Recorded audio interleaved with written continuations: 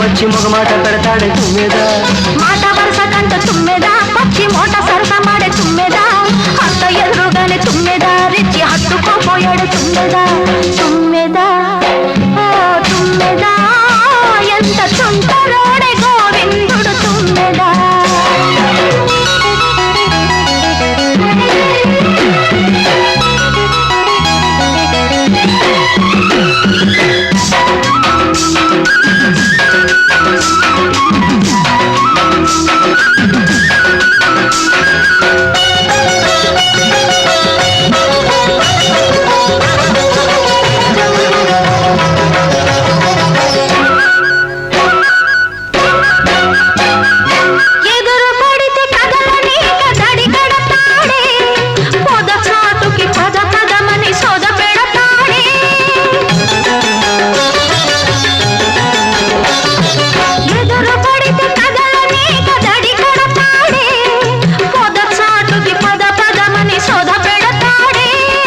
ఓపనంటే వదలడమ్మా ముక్కు తప్పదంటే బెదరడమ్మా ఓపనంటే వదలడమ్మా ముక్కు తప్పదంటే బెదరడమ్మా చుట్టుపక్కలే మాత్రం చూడని ఆత్రం పట్టు విడుపు లేనిదమ్మ కృష్ణుని పంతం మగడు లేని వేళ తుమ్మెదా వచ్చి మగమాట పెడతాడే తుమ్మెదా మాట వరుస కంట తుమ్మెదా పచ్చి మోట సరస మాడే తుమ్మెదా అత్త ఎదురుగానే తుమ్మెదా రెచ్చి హత్తుకుపోయాడే తుమ్మెదా తుమ్మెదా ఓ తుమ్మెదా ఎంత సుందరోడే గోవిందుడు తుమ్మెదా తుమ్మెదా తుమ్మెదా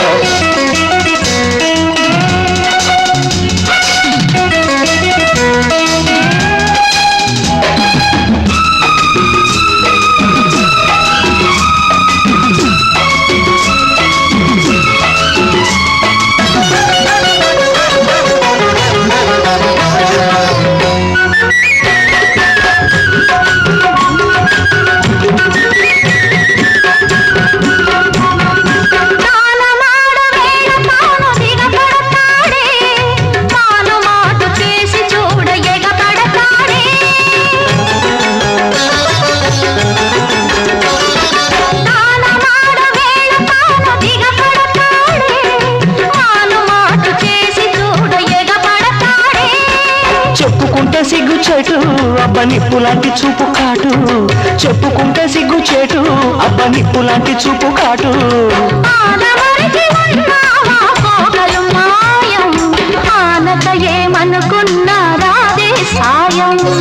మగడు లేని వేళ తుమ్మెదా వచ్చి మగమాట పెడతాడే తుమ్మెదా మాట వరుస కంటూ తుమ్మెదా పచ్చి మోట సరస మాడే తుమ్మెదా అత్త ఎదురుగానే తుమ్మెదా రెచ్చి హత్తుకోపోయాడే తుమ్మెదా తుమ్మెదా తుమ్మెదా ఎంత చుంటలోడే గోవిందుడు తుమ్మెదా తుమ్మెదా ఓ తుమ్మెదా ఎంత చుంటలోడే గోవిందుడు తుమ్మెదా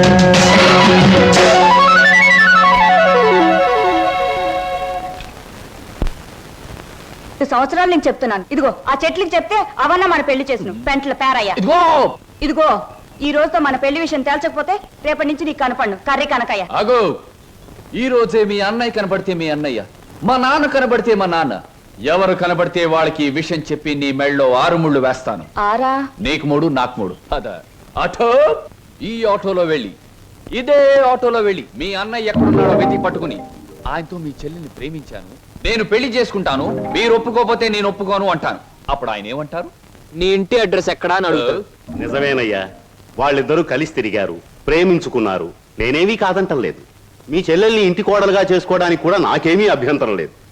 కాకపోతే ఇంటికో అంతస్తుంది, దానికో అభ్యంతరం ఉంది. అది ఒప్పుకోదు. మీ అంతస్తుని ఎగిరందుకోవాలన్న దురాశ నాకు లేదు సార్. కానీ పెళ్లి చేయటానికి ఒప్పుకొని మీ అంతస్తు మీ అబ్బాయితో కలిసి తిరిగిన నా చెల్లెల జీవితానికి ఏం సమాధానం చెప్తుంది సార్? Good, very good. ఈ ఒక్క మాట నిన్ను నా అంతస్తుతో సమానం చేసింది. You are correct. అంతేకాదు సార్, మానవత్వం మంచితనమే అంతస్తు అయితే నాకు చాలా గొప్ప అంతస్తు ఉంది సార్. తన యజమాని కోసం ప్రాణాలు అర్పించిన గొప్పవాడు నా తండ్రి. అవును సార్, భూమి తగాదాల్లో యజమాన్ని కాపాడడం కోసం మా నాన్న చనిపోకుండా ఉంటే నా చెల్లెలు పెళ్లి విషయం మాట్లాడడానికి మా నాన్నే వచ్చేవాడు. ఇంతకీ మీ దేవురు? రామాపురం సార్. మీ అమ్మ నాన్న పేరేమిటి? మా నాన్న పేరు రామయ్య, మా అమ్మ పేరు జానకమ్మ.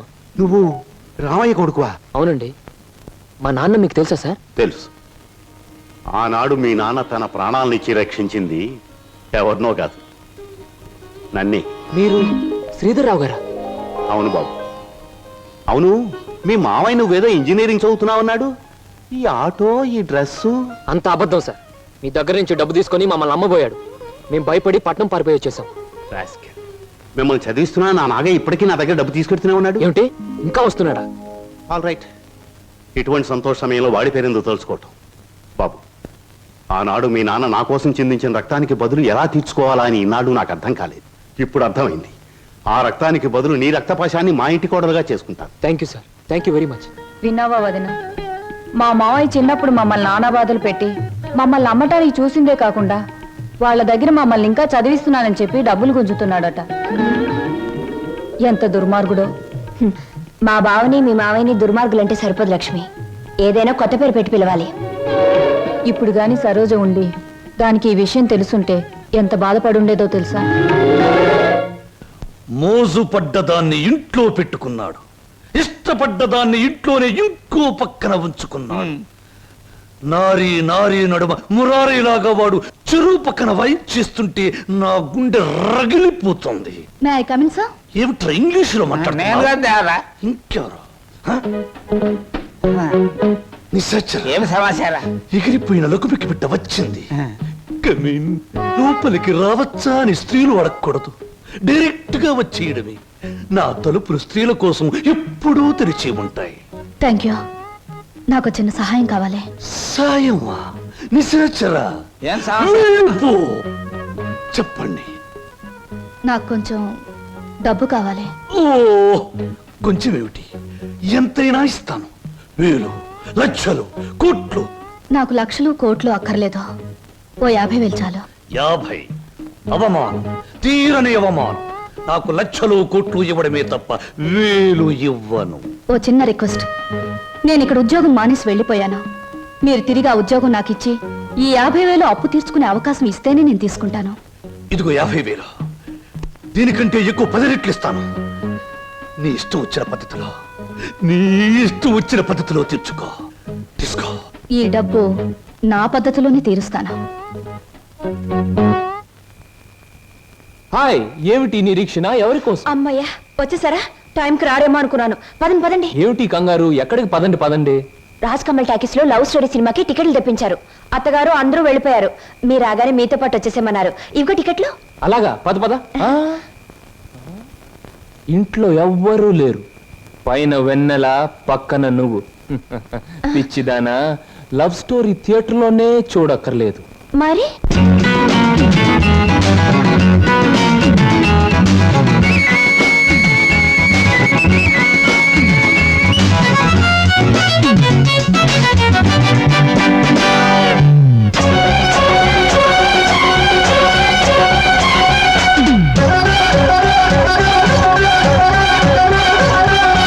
జాబిలి వచ్చి జామైంది, జాజులు విచ్చి జామైంది, తాపం పెంచే ఉడుకు ఉడుకు ముడిపడి ఉరికే వేడయింది, గోలయింది. జాబిలి వచ్చి జామయ్యిందా, జాజులు విచ్చి జామయ్యిందా, తాపం పెంచి ఉడుకు ఉడుకు ముడిపడి ఉరికే వేళయ్యిందా, గోలయ్యిందా. జాబిలి వచ్చి జామైంది, గాజులు ఇచ్చి రామైంది.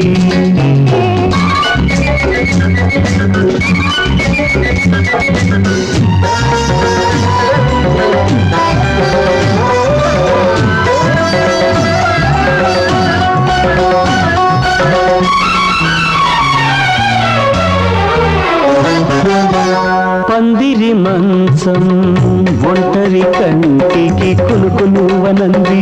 ఆహా మనస కుదరనిదే సరసానికి తెర తీయకూడదండి.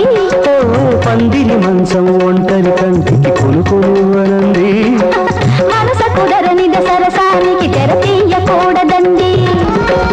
వడ్డించిన అందాలన్నీ అడ్డెందుకు అంటున్నాయి, వడ్డించిన అందాలన్నీ అడ్డెందుకు అంటున్నాయి. కళ్యాణం కాకుండానే కలబడితే తప్పన్నాయి. జాబిలి వచ్చి సామైంది. ఆహా గాజులు విచ్చి రామయ్యిందా.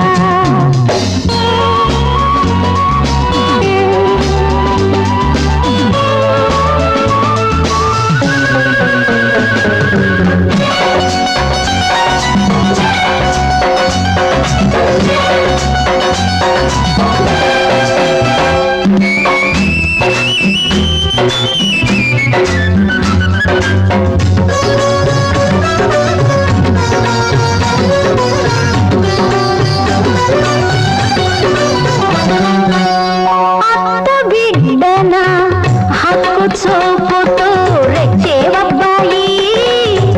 మరదలి వైపు ఏనాడు గిరి దాటించేద్దుని అమ్మాయి. అత్త బిడ్డన హక్కు చూపుతూ రెచ్చేవబ్బాయి. మరదలి వైపు ఏనాడు గిరి దాటించేద్దుని అమ్మాయి. కొంగు ముళ్ళు పడకుండానే పొంగు ముదిరిపోని పోయి. కొంగు ముళ్ళు పడకుండానే పొంగు ముదిరిపోని పోయి. దొంగ ముద్దుల తీయదనంలో సంగతేదో తేల్చేని. జాబిలి వచ్చి జామయ్యింది. ఆహా. గాజులు విచ్చి రామయ్యిందా. పాపం పెంచే ఉడుకు ఉడుకు ముడిబడి ఉడికి వేడైంది, ఆహాహా. ఓలైంది. ఆహా. ఆహాహాహా.